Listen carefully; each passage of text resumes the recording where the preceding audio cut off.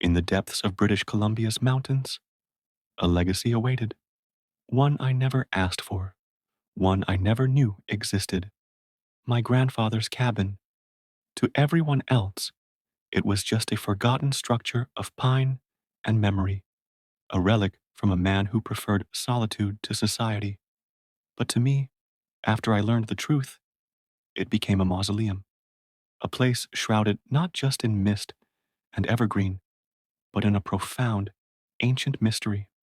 It held more than just memories of a man I barely knew. It held a darkness, a patient, hungry darkness that would unravel the very fabric of my reality and change everything.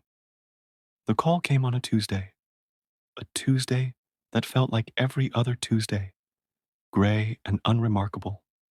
The rain had been falling in a fine, persistent mist all morning, beating on my apartment window, blurring the world outside into a watercolor of gloom. My grandfather had passed a month prior, a quiet funeral, sparsely attended. He was a distant figure in my life, a photograph that smelled of pipe tobacco and carried a faint, stern smile. A forester, a man of the woods. His death was a sad footnote, a closing of a chapter I'd hardly read. The man on the phone had a voice like gravel, being slowly ground under a boot. "This is Alistair Finch," he said. "I am, I was, your grandfather's lawyer." He spoke with a formality that felt out of place in the modern world. He informed me, in clipped, precise sentences, that I was the sole beneficiary of my grandfather's estate. There was no money to speak of, no stocks, no bonds, just the cabin, the land it sat on, and its contents. I remember a hollow laugh escaping my lips. The cabin, up near Golden. I had a flash of a memory. Summer. I must have been 7 or 8. My parents arguing in the front seat of the car on the winding drive up.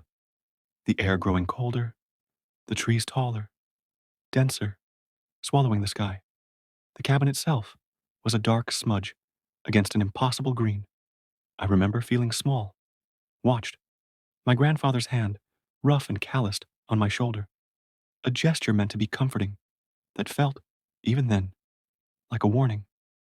"Yes," Finch said, his tone implying the cabin was the crown jewels, and not a damp, isolated wooden box.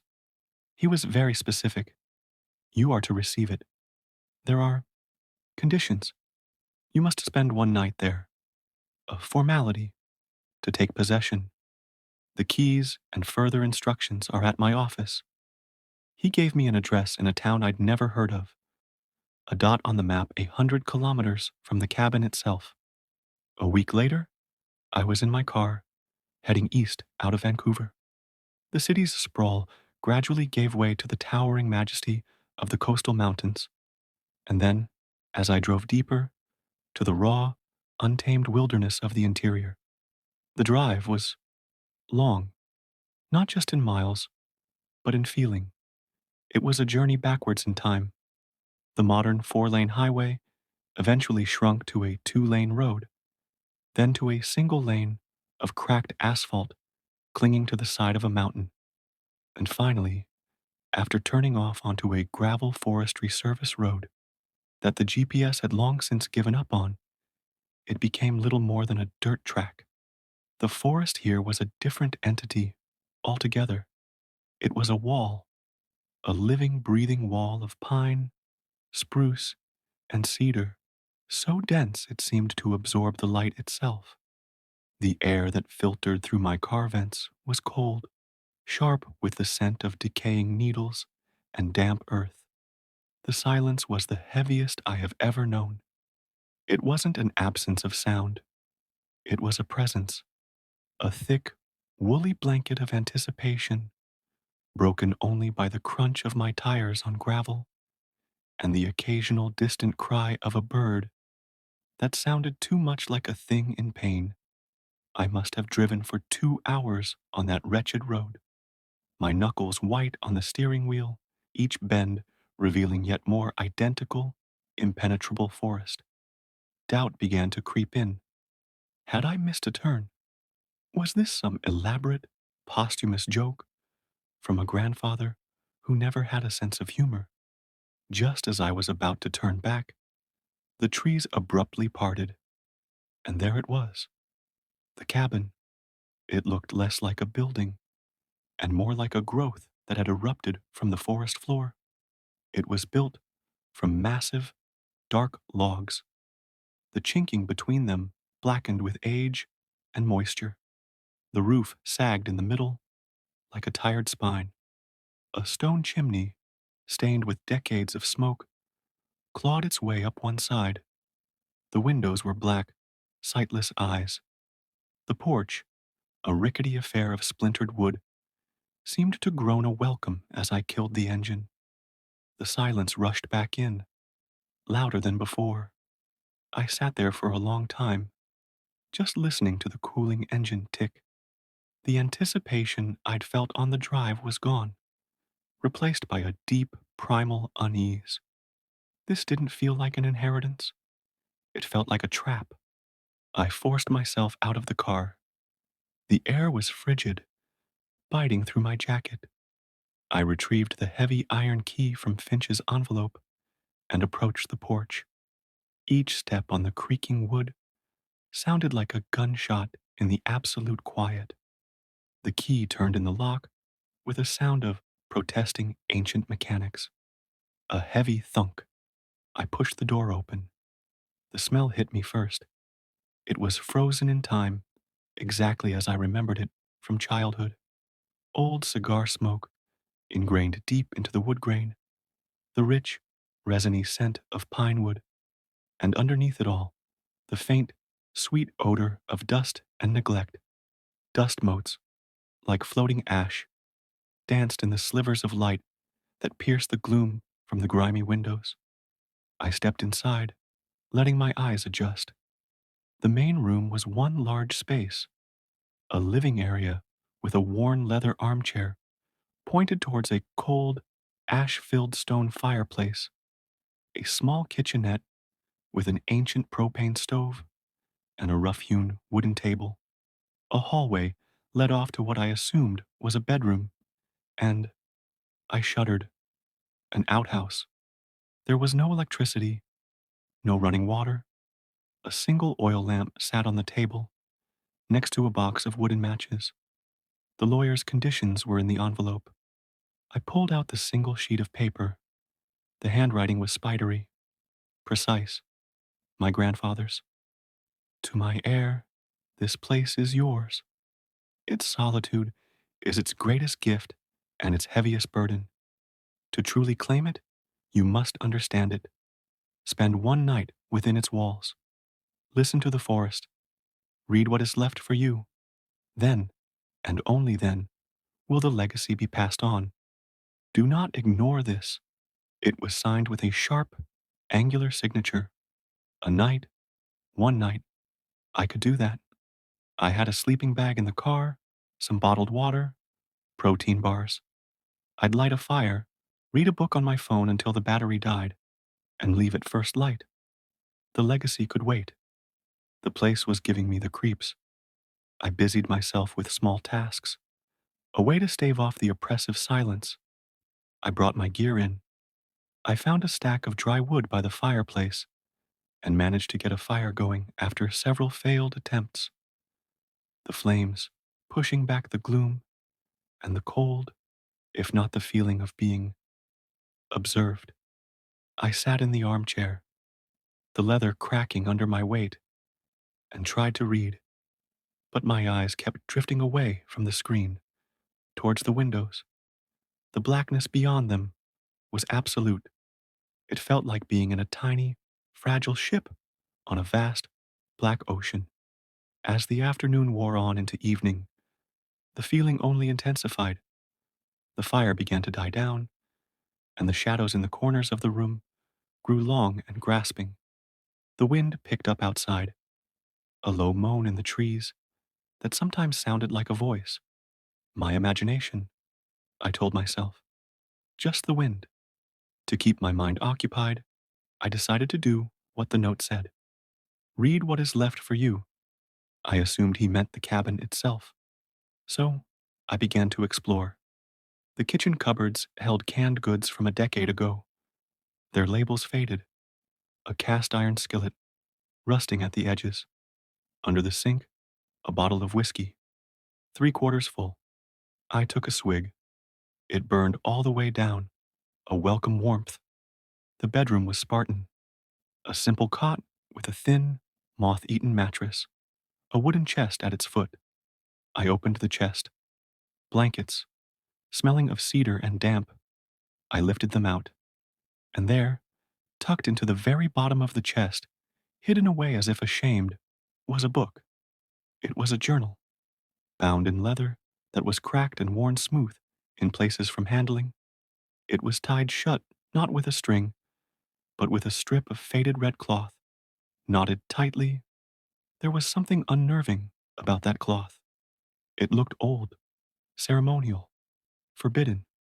I carried it back into the main room, sitting by the dying embers of the fire. My fingers hesitated over the knot. This felt private. This wasn't mine to see. But the note had said to read. This had to be it. I untied the cloth. It fell away, and the cover of the journal seemed to sigh open, almost of its own accord. The first page was inscribed in the same spidery hand as the note, but the ink was fresher, the hand steadier. A record for whoever comes after, so you may know, so you may understand the price of this solitude. I turned the page.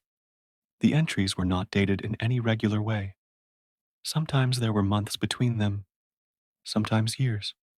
The early entries were normal observations about the weather, tracking a deer, fixing the roof, the musings of a man alone with his thoughts. But then, subtle changes began to appear. October, something in the woods last night, not a bear, larger, quieter, walked around the perimeter of the clearing for hours. The dog wouldn't stop whining, finally left before dawn. January, woke from a dream, a terrible dream. A man made of branches and shadow, standing at the foot of my bed, felt so real I could smell the damp rot on him, could not get back to sleep. The fire won't take the chill away. The entries grew darker, more frantic. The handwriting began to change. Sometimes it was the precise script I recognized. Other times, it was a rushed, jagged scrawl, as if written in a state of panic. It's not an animal. It's clever. It watches. I see it sometimes, from the corner of my eye, a shape between the trees. It never moves when I look directly at it. The dreams are worse. Every night now. It's always the same. It stands at the tree line, and it beckons. It wears a smile that doesn't belong on a face. March 12th. I saw it clearly tonight. At the window. Just for a second. A pale face, elongated, eyes that were black pits. It was gone before I could raise the rifle. But it was smiling. It knows I see it. My heart was hammering in my chest. This was the ranting of a man losing his mind to isolation. It had to be. But a cold knot of dread was tightening in my stomach. I kept reading, unable to stop. It speaks now, not with a voice. It whispers on the wind. It says my name. Arthur. It sounds like the trees rubbing together, like the settling of the snow. But it's my name. I've taken to boarding up the windows after dark. It doesn't matter. I can feel it pressing against the wood. A coldness seeps through the cracks. It's learning. It's mimicking. Last night, I heard my mother's voice calling me from the woods. She's been dead for 20 years.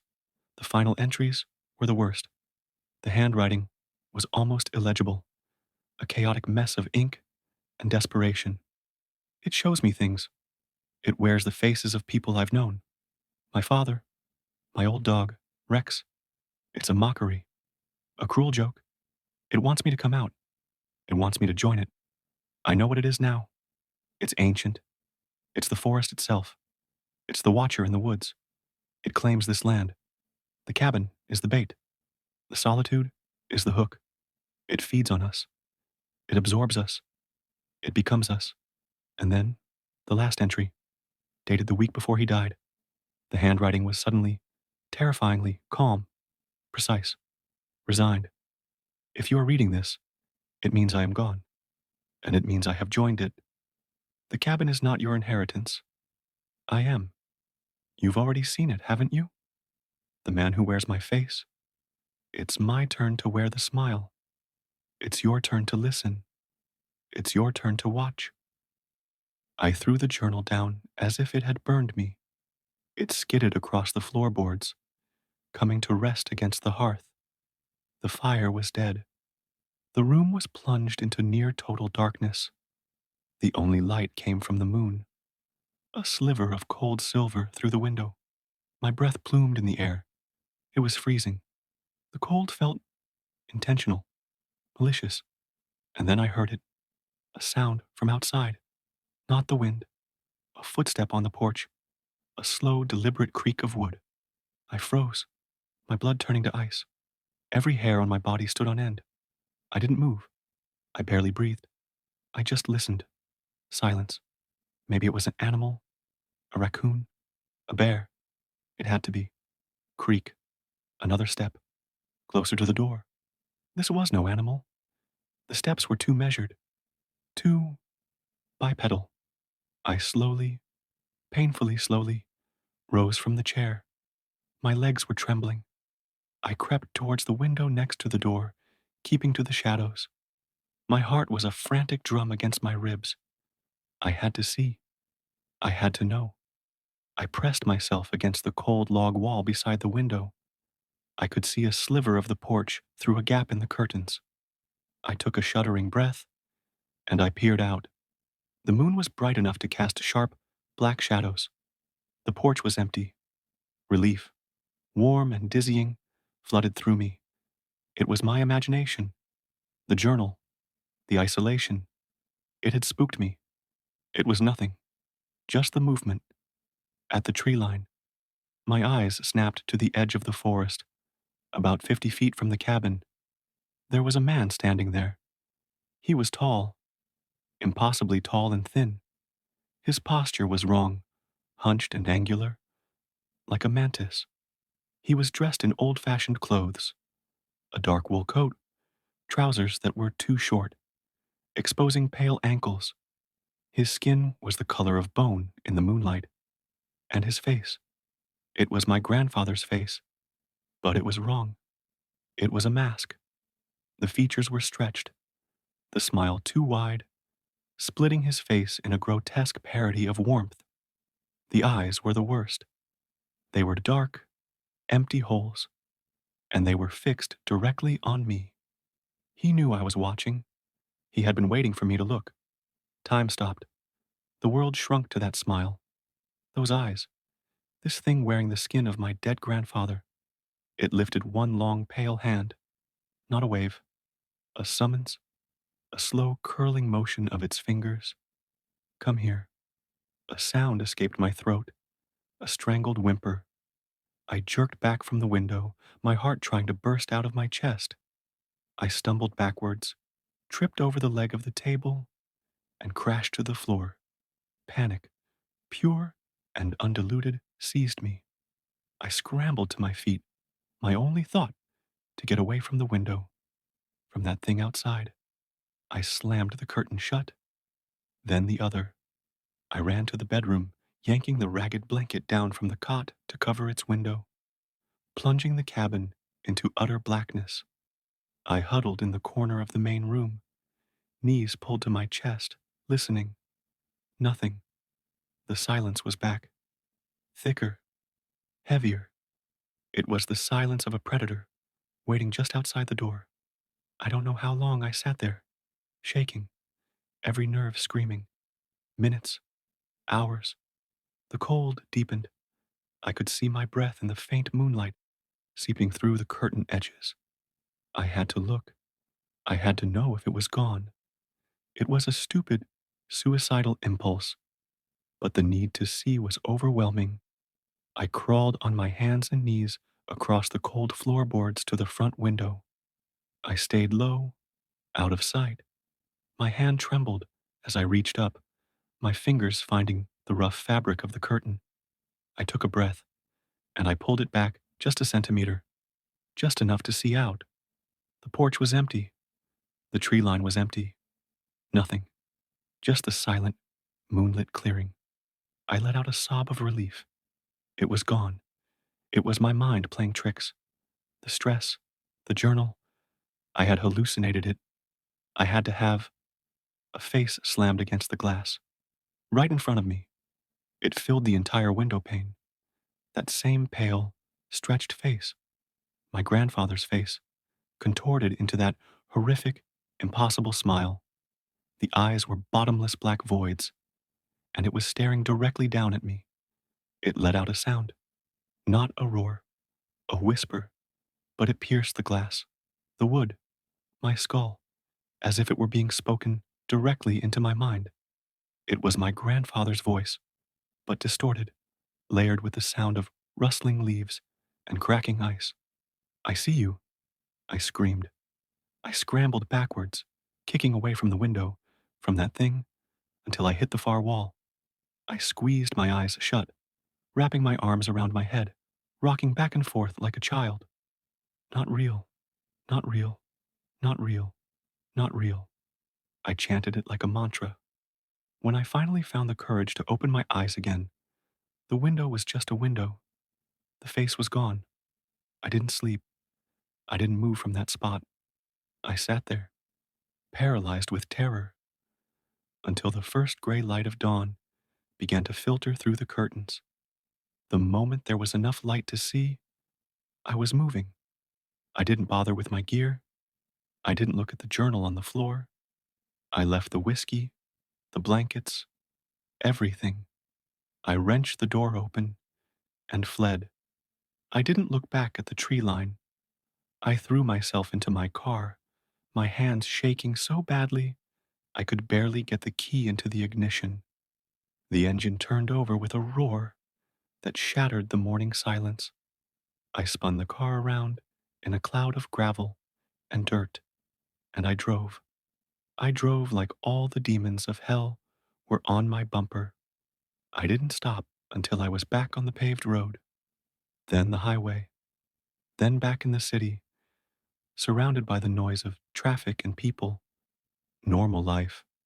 For a while, I could almost convince myself it had been a nightmare, a stress-induced hallucination. I threw myself into work. I went out with friends. I tried to laugh, to forget the feeling of that absolute cold, the image of that smile. But the horror didn't end there. The legacy, it seemed, was indeed mine. It started small. A week after I returned, I was sweeping my apartment floor and found a single, fresh pine needle. Then another. I live in a high rise in the middle of the city. There are no pine trees for blocks. My dog, a gentle golden retriever named Marlowe, began to behave strangely. He'd be asleep at my feet. Then suddenly, his head would snap up, his ears would pin back, and a low, guttural growl would rumble in his chest. He'd stare at a blank corner of the room, or at the closed balcony door, his fur bristling. There was never anything there. The night terrors returned. Not dreams, terrors. I'd wake at exactly the same time every night, 2:13 a.m., drenched in a cold sweat, my heart pounding, with the absolute certainty that something was standing in the room with me. I could never see it.